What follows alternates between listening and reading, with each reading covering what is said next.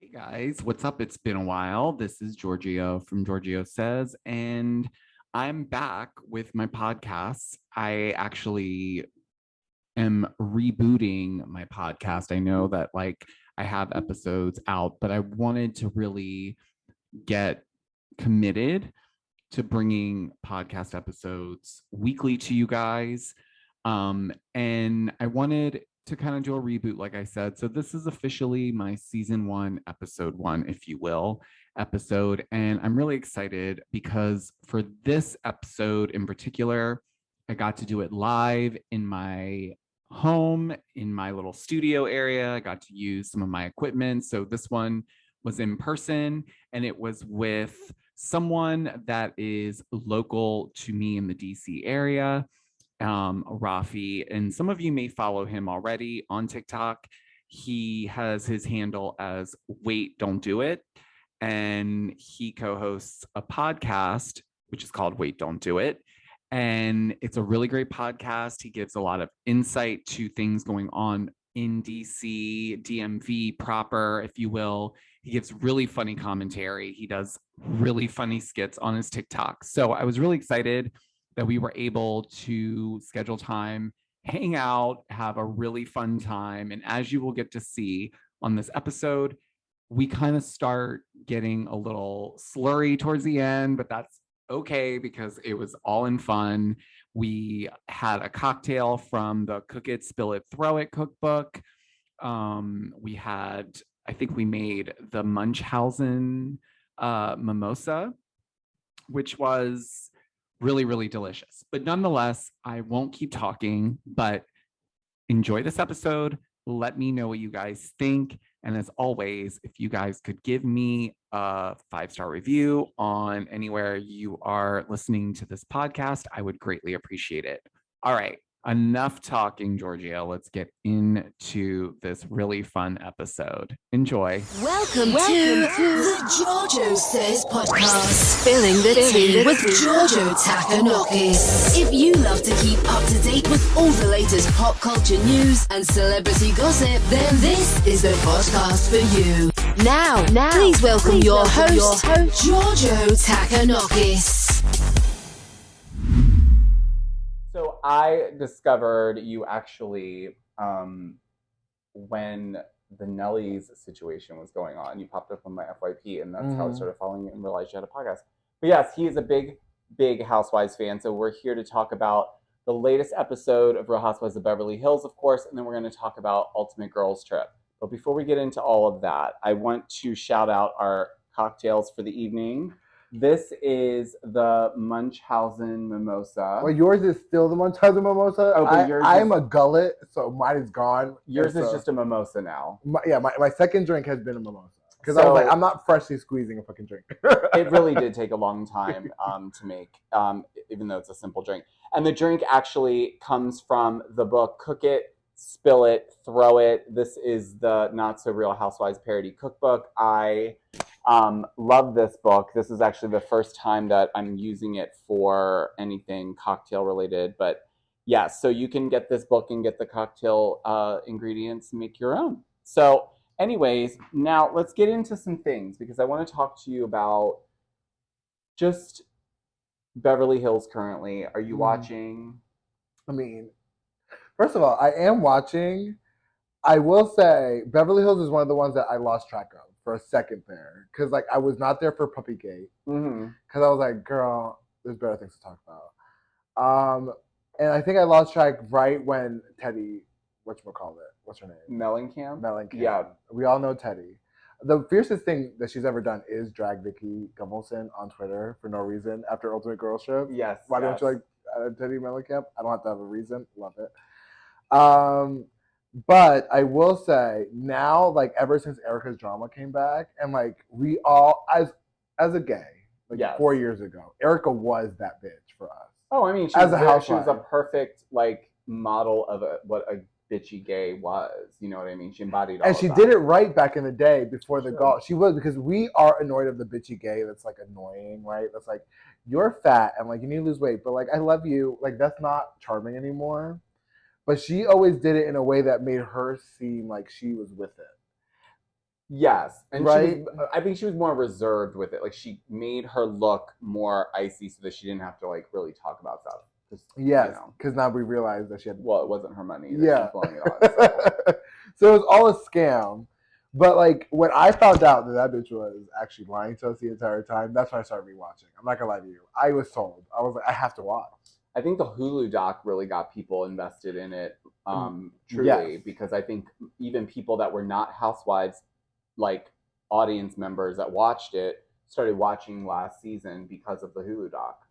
Well, I remember seeing like the hustler and the housewife on my Hulu thing, and I saw Erica, and I was like, it can't be about her though. Like I was waiting for her to have her intro, like her interview mode, because again, I was out of the loop. I did watch Garcelle because when they finally had like a black woman on the cast, I was like, oh, let me go check it out. However, I don't want to be like. I remember one time she was like, oh, I'm just so happy to be like the first black housewife, and I'm like, is it like an achievement to be a part of an all-white cast? You know what I'm saying? Is that like an achievement to like aspire to? Yeah. But I did watch it because finally, like, I could watch like how these women could act if I was in the room. Yeah. Now I have some sort of gateway to see who do I actually fuck with. And I wish I would have seen Garcelle around the seasons of Vanderpump because I thought that would have been very interesting. But I will say the Erica drama really sold me. I just watching after the Jen Shaw trial too, or the drama with Jen Shaw, I was like, this is the drama I'm talking about. What are these people actually like? Do you think when Garcelle, because obviously like the latest drama that has kind of been closed out, where we have Garcelle's birthday party, we have Erica who's like lit city, sloppy drunk, tells Garcelle's son to get the fuck out of here. Not once, but twice. And then she does apologize for it. But a lot of you on TikTok recently started asking me why I'm not speaking up about what is clear microaggressions against Garcelle. So I wanted to have this as open dialogue because I know you talk about this stuff too.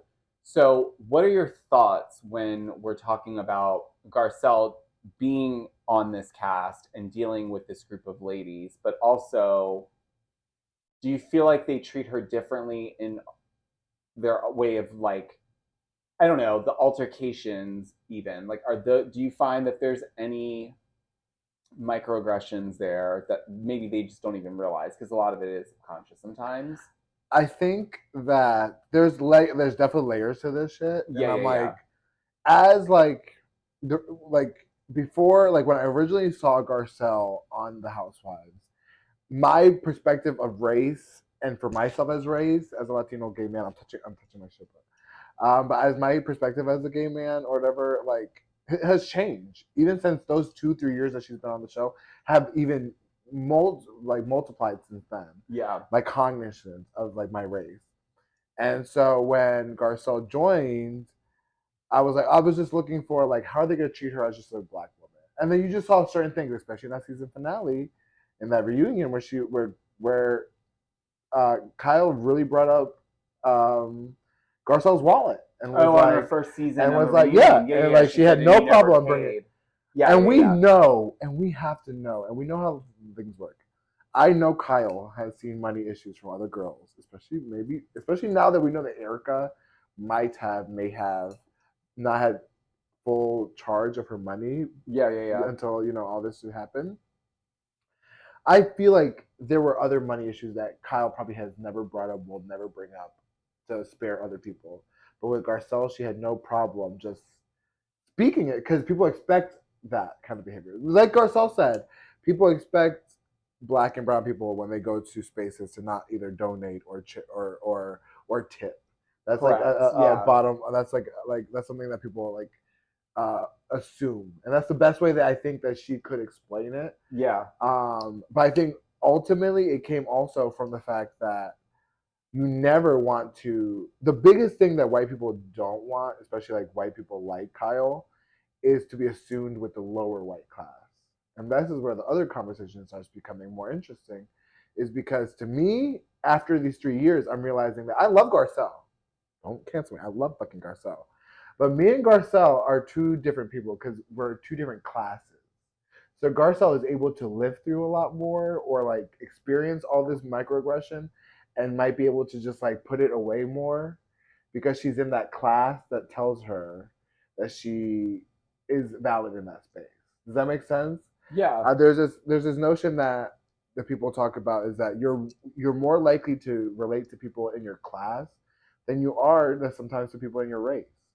So, for example, season 4, Beverly Hills. What was her name? The girl that was with a one-hit wonder. But I thought she was Joyce. Oh, Joyce. Joycita. Yes, Joyce. To quote Brandy. Let's not forget Joycita. So let's not forget Joycita and the whole Brandy thing, calling her Joycita. But Joyce, I related her to a point, but watching it as an adult recently now, I'm like, girl, get off my screen.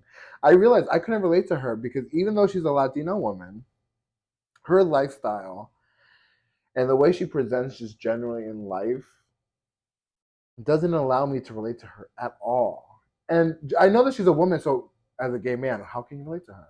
But there's certain things that as a Latino you see in Latinos and you kind of just like, you're able to relate. Yeah. You know what I'm saying? And Yeah. And she did certain things. Like if you go to one of those, if you go back to season 4, she would say hi to the staff of the babies. Like Lisa Vanderpump, there was a moment where Lisa Vanderpump, Rosita, what's her name? I think it's Rosita. Is Rosalia, honey. Oh, it's Rosalia? No, it's not. Oh, no. Okay. I was like, wait, what?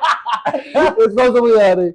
But Vanderpump's assistant, Rosalia, was on the screen, and then Joyce was like, "Hola, ¿cómo estás? Gracias por." And those are things that I would do if I was in a house where like people that looked like me were helping, because those are things that you feel like you feel more connected to those people that are working you sometimes than the people that you're actually talking to. However, what the dividing factor between someone like Joyce and me is the fact that she walks into the spaces and she is able to see how potentially Lisa Vanderpump looks at her staff. Because I don't think Lisa Vanderpump is probably the best to her staff. No, based off certain things of how I've watched her microaggressionly give off. And so to me, like, she's still able to connect with Lisa Vanderpump. Why? Because of her class. And she's able to feel comfortable with Lisa. Because remember, now they're friends, but they started off on the wrong foot. Yeah. You know what I'm saying? So like those things is what I say that just because race is introduced into the Housewives doesn't mean that race is being talked about in a 360 lens. It's coming from a rich upper class. However, let's back to the topic at hand. Now that we've wrapped up the whole story of Beverly Hills race and factors and all the other housewives that have been of race in Beverly Hills. No one. And I dare I say this probably could never even happen, maybe to someone of Joyce's kids, because Joyce's kids, I feel like, were white passing, so I feel like even then they would have some sort of dialogue internally. But I do not think that if it was any other child on that season that was told to fuck off by a housewife, that it would have been met with, "Oh, isn't it great? She's finally let loose." No way. I think in the spirit of Housewives, the minute you have a fourth drink, you're called an alcoholic. Let's be clear here. Well, I think, yeah. I mean, if you stumble around a couple times, they're ready to pull that alcoholic storyline right out the gate. I mean, Kyle did it to her sister season 1. No shade. She was an alcoholic. She was an alcoholic, but you did to your sister. I know, but she wasn't lying about it. The anti-Kimness from you is real. I know. I want you to know we're gonna just have another podcast episode on Georgio's like anti-Kim. Like, I'm not anti-Kim. Listen, I want to get this out there. I've said this multiple times. I would love for Kim to come back to the show. I would. She has addiction issues, and that show.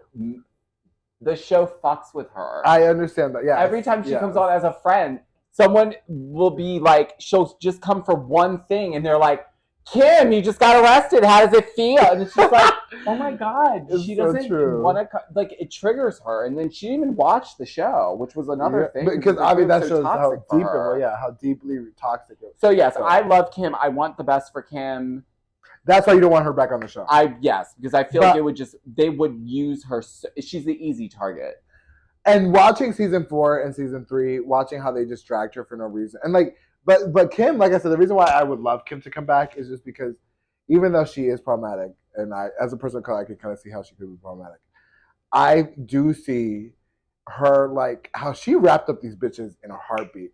Every time Lisa Vanderpump, and I love Lisa Vanderpump, but she's a horrible human being. I mean, Kim didn't care. She didn't. If she had something to say, she said it. She would. Yes, I think no matter who it was, about her. She wasn't scared to speak up. Yes, no. And I really appreciate that, Kim.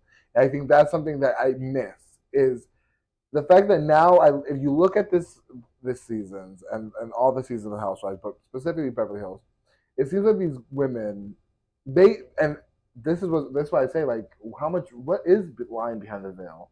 Because these women really are tightly wound, and they're willing to throw each other's storylines under the bus just to avoid their storylines coming through. Oh, well, that's the thing, though. That's the thing that people are talking about. And I think this is why Garcelle is such an awesome addition, outside of it just adding diversity to the cast, is that she has no problem calling people out right then and there, and she gets the assignment, and I really like that, and I like that her and Sutton are really tight, and they have each other's back. I like that Cherie's back on, but I will say this: I did pick up on some microaggressions between, like, the way that Erica did, even with Oliver. There's something about it where it's almost like she's fetishized. I'm saying this word horribly, but it's you know what I'm trying to say. She's fetishizing, like, because he's a black man and she wants to have her way with him sexually, but knowing that she'll end up at dinner with a 75-year-old man who's got a big bank account. Because she's not going to... Do you know what I'm trying to say? Oh, and I know this is me speculating. I'm speculating. Of course. She's right. That's the energy that I got from it. Yeah. Mm-hmm. And so even when she apologized to Garcelle in this last episode, and I agree with this, when she was giving her a compliment, which I thought was nice, it almost was rooted in almost like your kids are so well spoken for being black. But she didn't say that, but the microaggression subconsciously was there. Yeah, because you could sense even the other women were like, yes, oh my god, yes. And what was Garcelle's reaction to that? What was her confessional? She was like, oh, that made me feel more welcome towards her. And again, that's the division between class and race. Is that because she's of a certain class, she can take that compliment and not see sometimes. And I do believe that there is a level. Do you think she initially took it that way? Like, in her heart of hearts, do you think that she saw, if someone brought that to her attention, do you think she immediately, I would hope, because in my experience, because I've been told that, like, and I want to get deeper into what you just said, because you brought something up that I really want to talk about too. But no, trust me, I've been told, like, oh, you speak so articulate for being Latino, because people expect me to, like, have broken Spanish, or like have, even what Joyce had, which was like this like overcompensation of an English dialect. Go back in time, you'll hear it, where it's like, oh my god, like, you know what I'm saying? It's like they try to over enunciate things. And I get that trauma. Trust me, I get it. But as far as, like, let's go back to the Erica, because I really want to touch on that part. Because when I was watching that, I was watching everything you were seeing, but the added layer I was seeing is, wow, she thinks the only way to relate to young people, and add the layer to that, brown people, add the layer to that, black people, is, hey, let me tell you something. I'll fuck you if you wanted me to. And that's not what equality is. And that's what she was doing. She was basically saying, it's almost like it's a privilege. Yes, like, I'm even offering it up. That is what it is. That's ultimately what it's rooted in. And we could talk about it. There's levels. But if we're honest, though, she gives off that energy about everything. Well, like, she's very much like, you're lucky that I'm here. Yes, present. But she knows better, totally. To the point to where I know she knows what she's doing, because we know who she works with. Let's be Mikey Max, whatever his name is. Whatever his name is. You know what I'm saying? Mikey. Which, by the way, she needs a real PR team, not her assistant and her creative director, which are her friends. Like, I've said this multiple times, by the way. She needs, like, not a team, just someone who's not her fan, who's not kissing her yes, ass. ma'am, but that's what they need. That's what most of these. Yeah, but you need one person that's the boss. Well, that's what they want. That's not what they manage that need. ego, Yes, because yes. that's the problem here. And just recently with the Ronald Richards stuff, guys, like she's just, you have no business commenting on any Instagram post where he's posting about any of that. Yeah. When you're skipping over an actual victim sister who's calling out to you in the same thread, and you skip over her comment and just go right to Ronald. So it's just like, she's very egotistical. She's very much like, well, she says it. She doesn't give a fuck about anybody else but her. So and that's respectable when you are also about it, but she's not about it. If she was hustling and building a business and she had that mentality, I think everyone would respect that. Respect that. Sure. But the fact that you think that we're dumb, that we're not seeing you fetishize a black man, a black cohort, not a black man. Let's be clear, a black co-star's son. That before everything, who has a wife, before race, yes, before race, child, before everything else. Let's talk about it. That's why race is brought up, because you're doing it to a child, not child, an adult, but someone's child, how they see it. But you would never do that to Kyle's. Well, it wouldn't make the cut. It wouldn't make the cut. Even if it happened, because it would never be make so the cringe. First of all, never. But it is wild and it is fun, and this is where Bravo needs to step up their game as editors, because they let it be aired. But I think that's a strategy on their part now. I think they're realizing that they don't want to protect certain people on here anymore. It's not worth their time. So I think they're letting it out. And also, I just heard today a perspective on this, and I think it's interesting. But Kyle, Mauricio has that Netflix show that he's got now. I saw they're trying to cancel it. So, well, part of it is they feel like, and this is just alleged, obviously, it's just a theory, but that Bravo producers are trying to make them look bad so that it'll sabotage the Netflix show. So they're showing Kyle and Mauricio in a much, not realer so way. great light. Realer way. So that's the thing. And we have to remember, guys, and I've said this thousands of times, we wouldn't have Beverly Hills if it wasn't for Kyle Richards. So that's not wrong either. This was initially supposed to be about Kathy, Kim, and Kyle and a couple other ladies, and they were supposed to be the Beverly Hills cast. But obviously Kathy didn't join, so it was Kim. But she's the reason why. So she's like this with the producer. So she's like, we always call her the ghost executive producer, because she's in every conversation. She's making sure everything is talked about on camera. She's doing the job. And rewatch the seasons. Totally. Rewatch the seasons. Watch season. When I had COVID, I watched from season 1. I didn't watch the seasons. I watched the reunions from each season all the way up until last season. And I'm telling you, we have got season 1 Kyle this season. Before we continue, Teddy, can you give me another glass, please? Thank you, Teddy. Oh my God, Teddy, you're so gorgeous. I loved you on Big Brother. You're green. Am I green? Yeah, you are. Okay. Oh, thanks, Teddy. You were great on Big Brother. Oh my gosh, she's so cute, ain't she? So, anyways, yeah, no, for real. That's why everyone, you notice over the seasons when, that's why I've been watching Beverly Hills specifically for this podcast. I was getting ready for this podcast. I was super excited, but also, you see it as an adult because we watched these. When was it? How old were you when watching season 3, 4? We're like, you don't have to answer this question. Also, wait, hold on. What year was season 3 and 4? Was that 11, 12? So 10 years ago, then. Pretty much. So I was 28, 29. Work. I'm telling you, don't do the math. That's why I was like, you don't have to answer the question because for me, I was 14. So I was like, what? That's why I'm like, what? Oh. Wait, are you old enough to be drinking with me right now? Shut the fuck up, Howard. I'm going to be in a senior citizens home in 5 years. I'm 29. That's you were I was 14, 15, I think. You were Garcelle's, that's me cussing you out when I was 29. Get the fuck out of here. Oh my God, am I Garcelle's son right now? Oh, you aged so gracefully. Let me fucking tell you, fucking lucky bitch. Oh, just 7 lighting things and good skincare. And Doris stalked her, we all know. No, but what are your, so I want to segue because we're talking about, obviously, microaggressions and stuff. Let's talk about Ultimate Girls Trip. You're obviously watching that. Yes.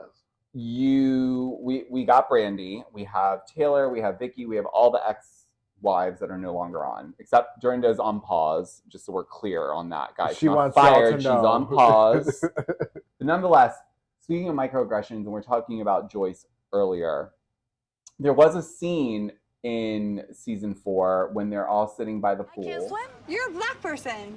And my black friends would have laughed crazy because they don't go in the pool because they will get their weave up. All my black friends can't swim. Is that bad? And sorry, Brandy, if you ever see this, I'm not trying to bring this back out, but I'm making a point to say, like, that was a hardcore microaggression. That was like a very, in my opinion, racist thing to stereotype a group of people and say that they all just don't get in the water when that's clearly not the case. But like now watching her on Ultimate Girls Trip and you see her relationship with Eva and you see her relationship with Phaedra, what are your thoughts? Do you feel like she's grown? Because a lot of people feel like she hasn't grown. I feel like she's grown a bit.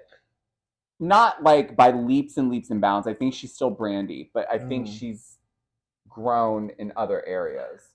What do you think? I love that you bring this question up because I think that the first thing I saw before the Ultimate Girl, when because I didn't get to watch it immediately, I kept seeing like, oh, Brandy, bring Brandy back, and then someone even said, bring Brandy back because Diana's racist. Diana Vreeland, remember? Is it? It's not Diana Jenkins. The second Diana, because Diana Vreeland is only Diana. Let's be clear here. Yeah. Princess Diana. But then someone said replace Brandy with Diana Ross. Or vice versa. And I said, but they're both racist. I actually tweeted that. I said, but they're both racist.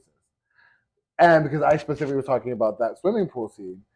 And what I want to say specifically about that swimming, as someone who rewatched it recently in my scope of lens right now, it was, Brandy has always had black friends. She's always brought people that were black to the show.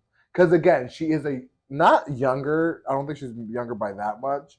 But I do think that because she's always been given a lower bar or lower standard in life, that other people of class give her the same lower standard they probably give other people of class that they don't see exceeding their, you know what I'm saying? So like they treat her how they would treat, be real here, a reality star. Do you watch the Basketball Wives? Oh, okay. We're not going to discuss Basketball Wives, obviously, but I have. We could talk about Basketball Wives if you want. That's another episode. We have to do a whole episode about Basketball Wives. But yes, I wish that like Basketball Wives culture was as strong as Real Housewives culture because Basketball Wives is iconic. It was though for a while, and it was violent. Yeah. It was, and then when people got sick of it, then they toned that down. People stopped watching it, so that says a lot about the viewers. No, the only season that people didn't watch was the season before the current one, and now people are still not watching. But before season 7, I'm telling you, go watch season 7. What them ratings like? Because they're not. No, they were 300,000. They were 3 mil. That is a YouTube channel video. No, it was 3 mil. It was 3 mil. 3 million. It was giving like 2 to 3 mil. It was definitely competing with the Housewives. I'm sorry, but Tammy not being on it. It's the VH1 makes eraser for me. I love me some Tammy Roman, so she's not going to be on it. And she's not anymore. So again, it did suffer when she left. However, they would treat someone like that. Part of the reason why those women didn't take to her, and Taylor kind of says it. She doesn't kind of say it, she does say it. She basically says, you made it trashy, is what she wanted to say. And again, going back to what I said originally, the one thing that white upper class people don't want to be associated with is white trash. Correct. That is the thing. If you call a white housewife in the modern era white trash, they'll call you racist, first of all. But second of all, they will it happened on season 7 or 8 or 9 or 6 on New York Housewives. Mm-hmm. You're gotta take a Xanax. You guys are both white trash. You're both white. Both white trash. Yeah. And we remember how Ramona Singer turned to that. She did not like that. And as someone who is very pro-white, being called white trash, like virtually humiliated her. And I think that's something to really take into, especially with this recent season with Brandy, is that Brandy is again, I see how they treat her. They enable her. Correct. They love to like feed her fire. She's an easy like target, and they feel safe to feed her fire because she's also white. I'm telling you, it's a whole. Because it's almost like this like unspoken camaraderie. Yes, you get it, right? Yeah, you get the assignment. Yes. You know why you're here. Okay, cool. Yes. So we're gonna keep poking at her, and that's what I've seen in Ultimate Girls. But let's bring Kenya. Oh my God, Kendra. I'm talking about Pokemon, but Kenya. Let's bring in Kenya into the mix. I doubt that any of these bitches would come up to Kenya the way they talk about Brandy. Because Kenya is not Brandy. Of course not. But Kenya is also the same person that doesn't mind hurting people's feelings, like Brandy.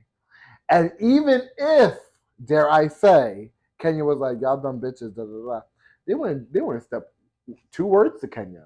Because they're scared of Kenya. No, I mean, they would definitely approach her differently. And if you notice, like, even with like, and I said this in my TikTok recap for the last episode of Beverly Hills. I'm jumping back to Beverly Hills right now. But the scene with Garcelle, Cherie, and Kyle, where they're talking about the whole situation with Erica,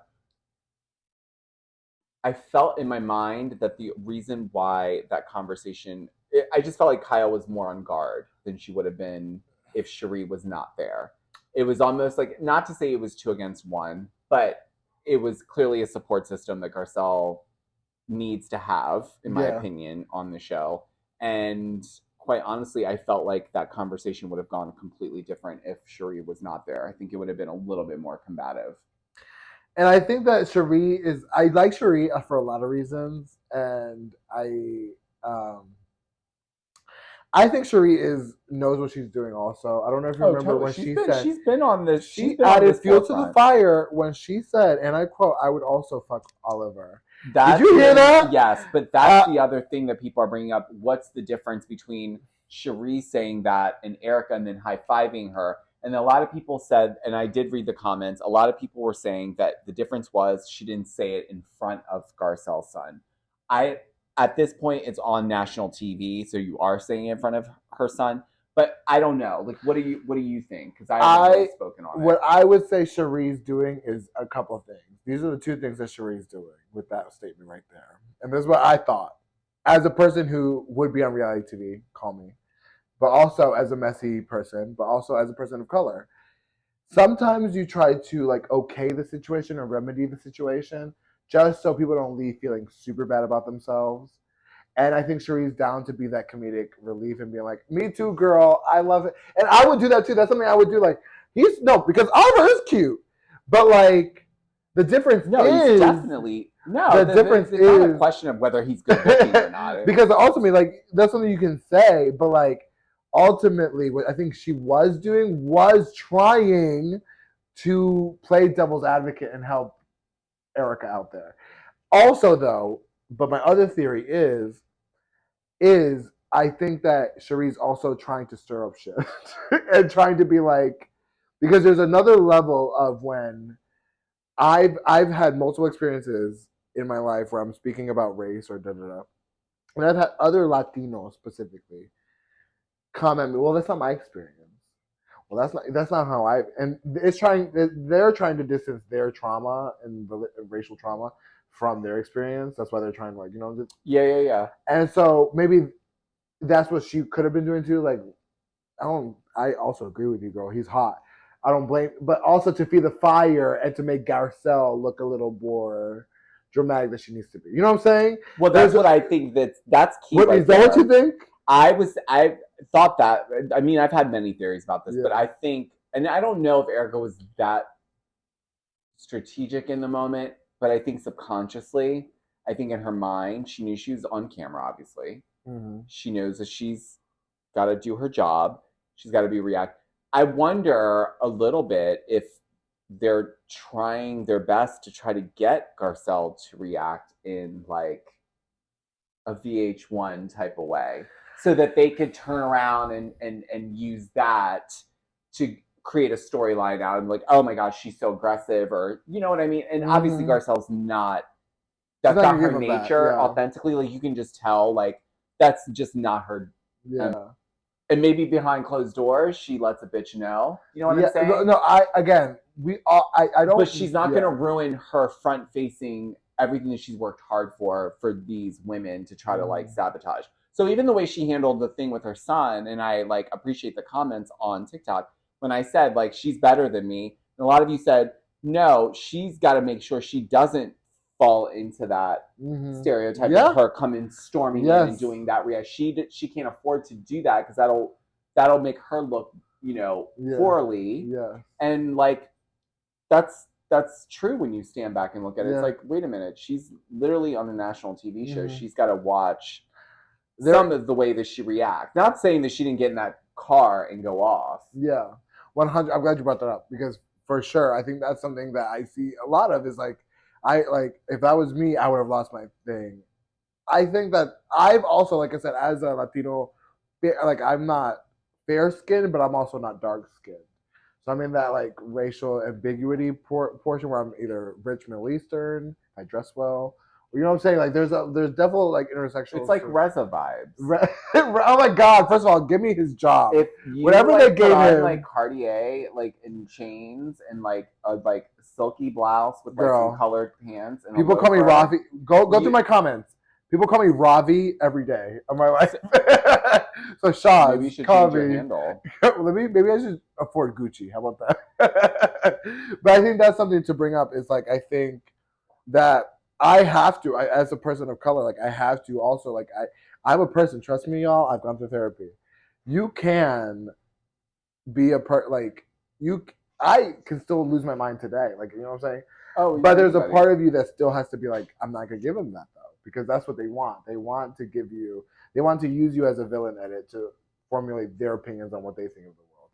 And I think that's something to think is like when you see Garcelle doing, and I also thought that too, because as a Latino in her earlier seasons, I felt like Garcelle was kind of not whitewashing herself, but definitely okaying Denise's ignorant behavior to say that like, you know what I'm saying? Like Denise was not her friend. She was always more of Denise's friend than Denise was her friend. Let's be clear. Well, I think Denise is, well... Are you team Denise? Is she team Denise? Denise, I'm not team Denise, but Denise is an Aquarius and I'm an Aquarius. And listen, we love our friends. Y'all are not friends. Y'all are not loyal like that. We're not loyal to everybody. And we're there for the one, like we'll be there for you if you allow us to be there from a distance. Because we're just naturally like people that like, we can socialize, but we ultimately like to not be. What's Garcelle's sign? Is she a fire sign? I don't remember what hers. Because honestly, what I'm like realizing is like, I'm a Leo, so like I attract air signs, Aquariuses all the time. Well, yeah, my partner's a Leo, so yeah, 100%, right? Complete opposite. But what like for me, my thing, my I've lost friends that are Aquariuses because of that aloof factor. That like my issues or my feelings are my feelings, and I don't expect my friend to take like everything. But like you have to be loyal to a point. And I think that like for me, Aquariuses will not help you if they can't help themselves. That is true, but also like if we like you, we are very loyal. Because I've been with my partner for 10 years. Yeah. So it would not. So what you're saying is Denise isn't like. What I'm saying is Denise is, I think, well, first of all, I think it plays into like industry friends. Like I'm sure they are friends. But they're industry friends. But they're industry friends first. And I think the same with Lisa Rinna. Like, yes, they keep bringing up the fact that they've known each other for so long. But you have to remember, they're like Hollywood friends-ish in that, not like they're like big Hollywood actresses, but you know what I'm saying. Like, they're like, you know, that crowd that kind of worked in the same field for a while and they crossed each other's paths. And yeah, so they're friendly, but like you put them in front of cameras that are expecting drama.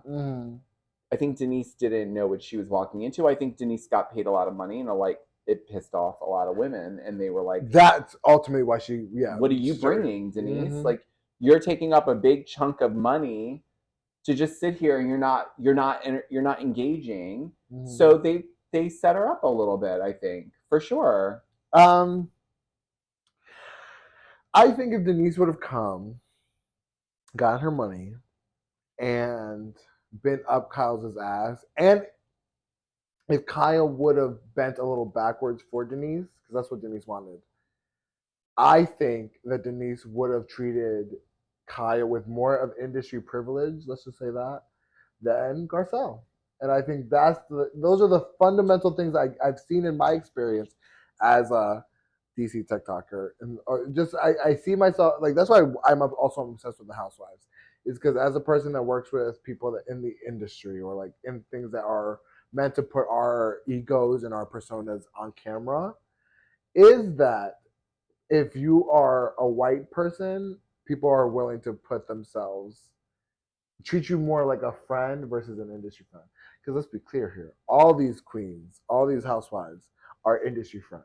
To be clear, I do fully believe that maybe if Erica and Lisa have kept their close secrets, maybe, but as far as the bottom line is concerned, do I think Kyle and Dorit are actually more than just friends? No, because we talked about this off camera, but based off your rumors and your tea, I don't believe they're friends, and I don't believe it's more than just industry friends. I believe Kyle keeps her because, again, it's one spot that's being held by a bitch that's not gonna take my spot, and a person that thinks like Kyle. Let's be clear. I think Kyle. Before I wrap this episode up, I do want to say something because she's getting a lot of hate, and as a person, yes, guys, and just let's be clear, we don't hate Kyle. I don't hate Kyle. Yeah, I don't want to add to that either. We're being very objective, so I don't want to add to that either because I'm a person that watches the show, and as a human being that's grown up in the past, and I watched the show back to what I was telling you. I watched the show when I was 14, 15. When you were 8, I was like 49. No, but I was literally like formulating opinions on the world when I was watching Kyle. And as a kid, Kyle was my villain because I saw her mean girl popularity. I saw how she's a group packer against one person. And that's what rubbed me the wrong way. As an adult, with the nuances that I've learned as an adult and the survivor mechanisms that I've used in my life, all I got to say is Kyle is a survivor. She has a lot of privilege. Let's be clear. I'm not giving her anything more than she deserves. Let's be clear. But I do think that Kyle is a person that puts what she needs to do first. And I can't fault someone that works in this industry to do that. Ultimately. I think that plays a lot into her upbringing, though. And, like, that's a whole other deep dive because, you know, I think they all grew up different. They had different experiences. Kathy. She's also the baby of the family. Totally. So she had a different, like, perspective and experience growing up than the other two. Mm-hmm. And I think this show was her claim to fame, finally. Yeah. And I think she worked really hard to try to, like, make it work for herself. And it did. And it's sticking. And it's stuck for a very long time. Probably longer than she probably imagined, honestly. Yes. And I think she's here. Did you think that when you were watching season 5, even 6, 7, that it would still be now? I didn't think she would. I would have thought she would have left already. Because I would have thought, okay, she's had enough. She's not going to go too deep into her personal stuff. And when the issues with, like, American Woman was happening and Kathy wasn't speaking to her over it, and then the stuff with Kim, I just felt like after a while they were like, okay, we've got money, we've got enough to sustain. We don't need to do this anymore, and they would pull out. But I think this is kind of like her claim to fame. This is like her it would be as if, like, she was on a sitcom for 10 years.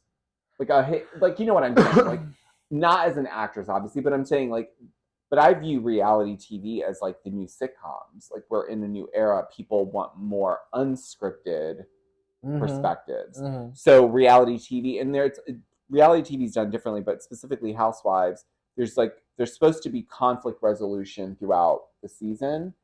And I think with Beverly Hills, we're starting to get back to that, but the conflict is so big that it draws out for longer periods of time. So it's like you're getting more into the thick of things, which I enjoy because I don't want to stick to one storyline for one season. But how much drama do you think that we've, like, tapped in this season? Like, how much more seasons does this drama that's on this current season relax? Because I'm realizing what you just said is great because I'm watching season 3 what's going on season 3, season 2, season 4, season 5, and in Beverly Hills specifically is still relevant to this current season.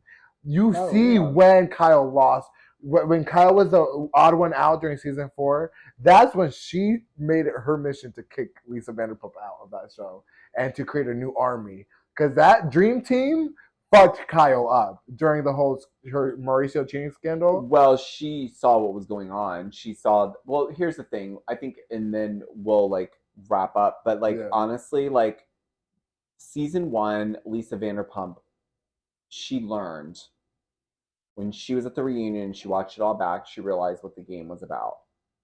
And then Kyle or Lisa did? No, Lisa Vanderpump. If you pay attention to Lisa Vanderpump season 1 and then pay attention to season 2 LVP, completely different. She came with her head on. She knew what this was about. It was not just following me on my everyday experiences, having minor conflicts here and there, and we'll like resolve maybe. But I've got to get in the mix. I need to be closer to Aunt. Like she paid attention. She has to be a producer. She's very smart. Yes. And so season 2, you see her pick it up, and that's where you start to see later seasons they play back the manipulation that she was kind of sprinkling throughout the cast to try to get them to do the dirty work because she knew it was important for the show. She was a producer. She picked it up, but it was, it was always a battle between Kyle and LVP. And Kyle's the only one standing now, so she's got to keep the show up and running because it's her legacy at this point. It's her legacy. So let's, as we're wrapping up, I guess. What are the Teddy? One more. Thank you, Teddy. Hey, Mama. No, it's one. Thank you, Teddy. You're so sweet. Let me taste it first. So nice for her to fly all the way here from Encino just to. This is the first sweet thing that she's ever produced. Let me tell you right now. Also, we don't know your dad, Teddy. We don't know who he is. I do because I'm 50,000 years old. So I do know her father. I actually don't know who Teddy okay. John Mellencamp. You know who Britney Spears is? Yeah, that's her dad. That's her brother? Right. No, it's not. Britney Spears is related. I just wanted to make sure you know some of the other people that I. You thought I was 45. No, I did not think you thought I was 45. At least in your 30s.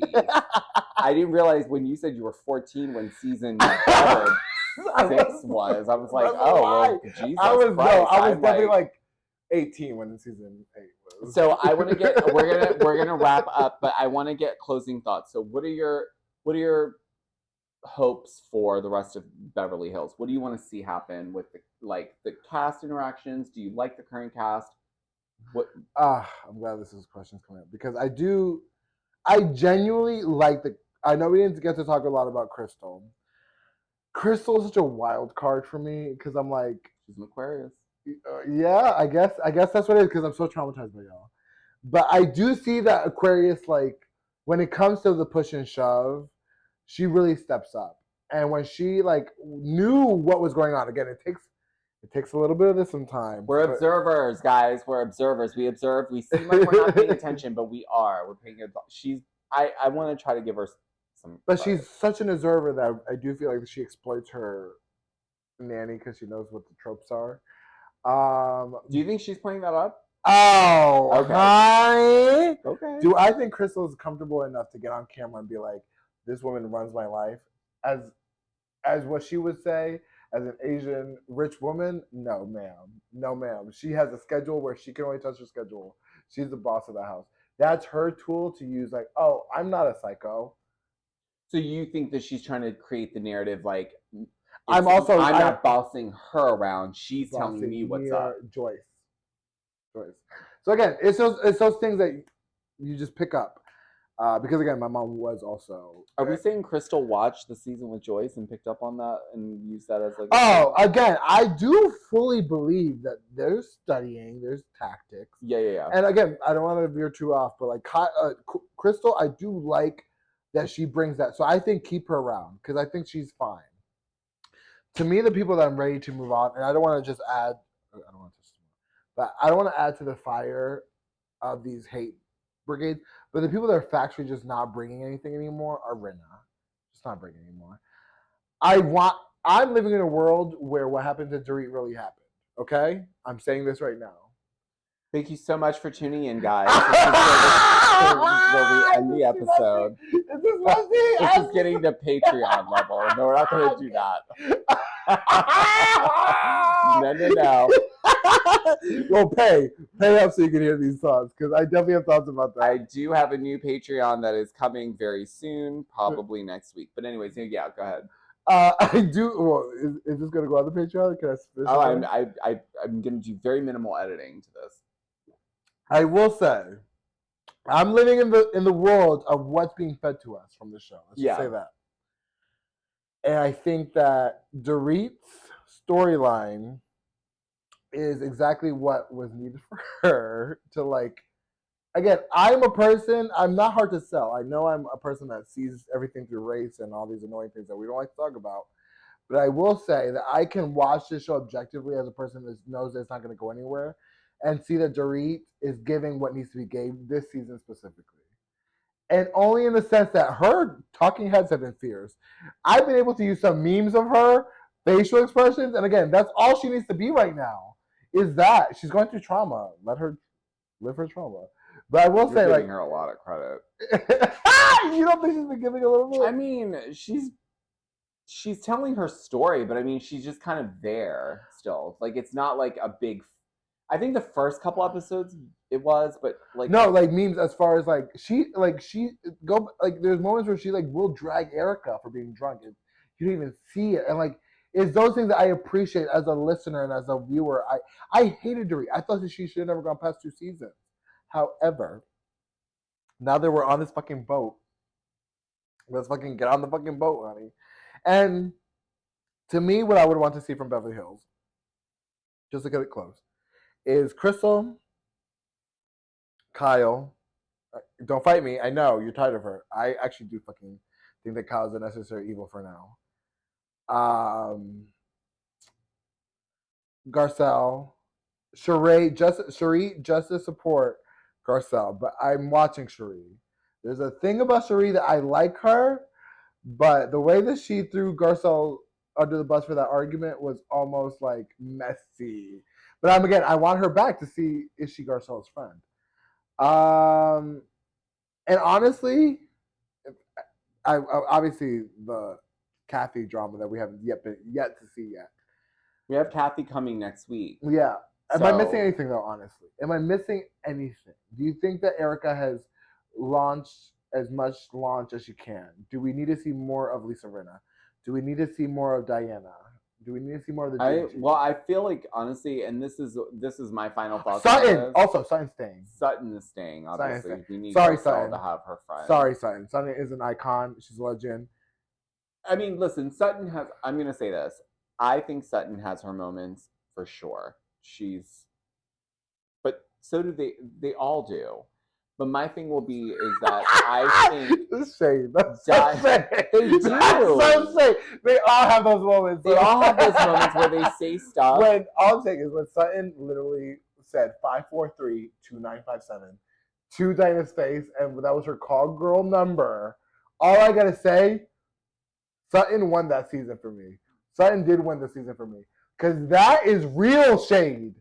And that's Sutton is shady because she's like Southern, so she gives off a little bit of that shade naturally. So I think that like Sutton is a key player in this whole thing. But I do think that they come after Sutton because they think she'll buckle faster, and they want to kind of remove. That's the Southern Achilles heel too, though. Yeah, and they want to remove Sutton from the supportive system that Garcelle has. So that, they have their tactics to run people off.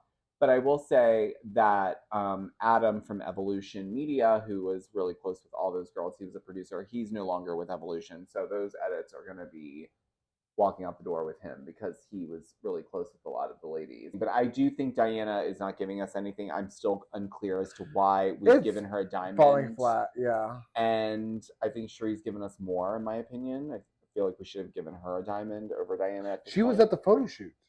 They all get a photo. Even the friends? Yeah, they do. They use it for promo. Kathy has one. But not for Potomac, because Acoste. No, it depends on the franchise and it depends on the budget. Yeah, we that's why sometimes you don't. That's see, an episode new podcast. intros. Yeah. Beverly Hills gives us a new intro every season. New York does also, but like New Jersey, they'll recycle like which the is same bullshit. look because they save money where they can. Potomac's the same, but they're getting there. Potomac should definitely have a new one by now. They probably will this season. I hope. Yeah, I hope. Potomac definitely. They've only had 2 there with the ratings. They killed it last season with ratings. So their budget will increase, and they'll definitely get like. But Atlanta tried Atlanta, but Atlanta's not good this season. Okay, and then final thoughts on Ultimate Girls Trip. What do you think? What do you think is? What are your final thoughts on what you've seen so far? Ultimate Girls Trip. I think Ultimate Girls Trip is something that should be a little bit more consistent. I think that Ultimate Girls Trip should be a huge investment on Bravo's part. I think that Ultimate Girls Trip is speaking to people like us that grew up with the heyday of Drag Race, of RuPaul's. Oh my god! I'm confusing my like iconic shows, but Real Housewives. Honestly, like I think that rewatching Brandy, it does so much magic for the older. It's Housewives. Nostalgic. So much nostalgia in Ultimate Girls Trip. And let's be clear, this new season, from what we're seeing, there's certain girls I'm excited about seeing. Did you see them? I know you saw them. Of course. All I gotta say is let's keep it to the nostalgia, and I think that Ultimate Girls Trip will be a great show. Let's keep it that way, and I think it should be kept on nostalgia. I love seeing the craziness between Dorinda and Vicky fighting. I love seeing those moments, but I genuinely do enjoy watching these women get along in a fun way that if me and you were at Berkshire or Bluestone Manor, how would we approach the fish room? I don't think that we would be the same as some of these people. You know I think the experience is probably better than what I thought it would be, honestly, when I heard that they were just filming at Bluestone Manor. But what I will say is this ex-wives club, the nostalgia was key and brought so much to the table. I also think that it would be really cool to see a mixture of ex-wives with current housewives. And is the next one doing that? Yeah, I mean, Dorinda, this was a cool, rendition of it because it's all people that are no longer on it. But what I feel has been lacking thus far is they're not talking about their experiences on their franchises too much. Whereas the first one, you saw a lot of them talking about, how they were villainized or, their experiences. So but I do love them breaking the fourth wall. I love when Brandy calls out, oh, Jill's thirsty, she's trying to get a moment, or Taylor's trying to get a moment by bringing this up, she's trying to have camera time, or I love that part of it because it kind of it makes us see yes, this is a job for them too. This is something that's happening and they're it's, I don't know. So I do enjoy it and I hope it keeps going and I hope we get more reboots or different. I thought that we would have UGT2 or whatever it's called before this time at this point. You know what I'm saying? Because we were waiting. Karen was supposed to be in the third one. Karen Huger was supposed to be in the third one. Yes. And you know what I'm saying? All that shit. Yeah. And now they're saying that's a different Potomac cast. It's completely changed. I think even today the reports came out and said that Tinsley's out and Portia's in. Please. Like I said, I think that's what. But then who are we going to play? We got to remember Giselle's Portia from Atlanta. She's on. They replaced. Oh my god! I was Portia. I was Bad Girls Club, y'all. I have a lot of Portias in my life. We're I think we're in. Yeah, this is the third one, so they're going to Thailand on the 17th is when they're flying out. So they just last minute switched Tinsley out for Portia. So I think that'll make it interesting because I think Candace and Portia don't really get along based on the commentary on Chat Room. Because remember, Giselle did Chat Room on Bravo. And I think she made some comments about Candace. So it'll be interesting to see the dynamics between those ladies. It'll be interesting to see this continue forward. But I think just like RuPaul's Drag Race, we get RuPaul's Drag Race 2 times a year, All Stars and a regular season. Do I think that because there's so much I think that we can get into Dubai in a whole gambit. There are some Housewives seasons that need to go just so we can invest more on the things that we actually want to see. To be clear, I think UGT is a great investment. Totally. And I would love to see, like I said, more Housewives with other cities and getting them outside of their bubbles. Because if you haven't noticed, the fundamental thing about UGT is that they have to come with a person from their season. Totally. If Portia comes, She'll be the only lone standing housewife besides Kyle from Zero Season. But that's when they try to galvanize these women as like, don't worry, you'll have somebody. I want to see these women when they're out with other women outside of other cities, and you know what I'm saying? Yeah, totally. I mean, I think it'll be interesting to see how they evolve this whole UGT thing because, I mean, the spectrum for like what people want to see on these shows now has shifted from when these shows first came out. Like the formula has changed and it has to change with the times. But so we're gonna close out. So thank you so much. Tell everyone where they can find you and they can follow you and all that good stuff, and where they can find your podcast. Well, first of all, what do you want to see from Real Housewives? Put it in the comments down, right? You gotta have comments. Yes, let us know. What do you want to see? First of all, what do you think that Kyle should go? Do you think Kyle should stay? Is she a villain? Are we being Kyle apologists here?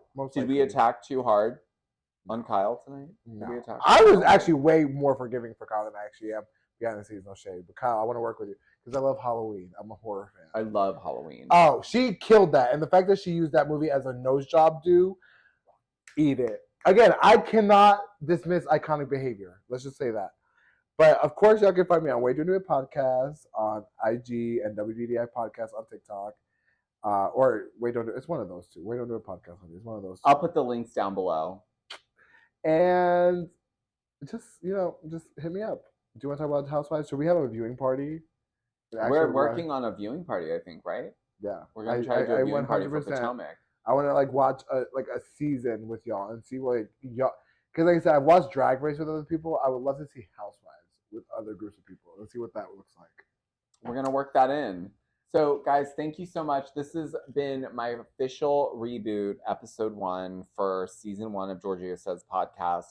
I want to thank you for coming on. Wait, when is this coming out? As soon as possible. Before this weekend? Probably. It'll probably come out on Monday. It'll be probably released Monday.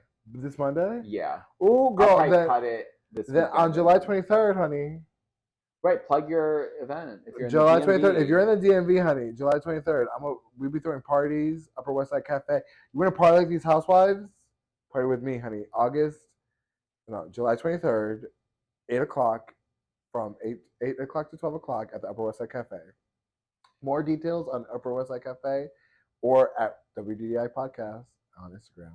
I just want to ask one question, and I will close this out. Is there a senior citizen special at your party on the 23rd? There is. I just want cheaper drinks. They're going to be playing spades upstairs for you. Okay. Hopefully we can still smoke cigarettes inside. All right. And I want to thank our special guest. In closing, thank you guys for always being supportive. And until next time, guys, I will talk to you then. All right. Bye. Thanks for listening, guys and gals. This was Georgio Says. See you next time.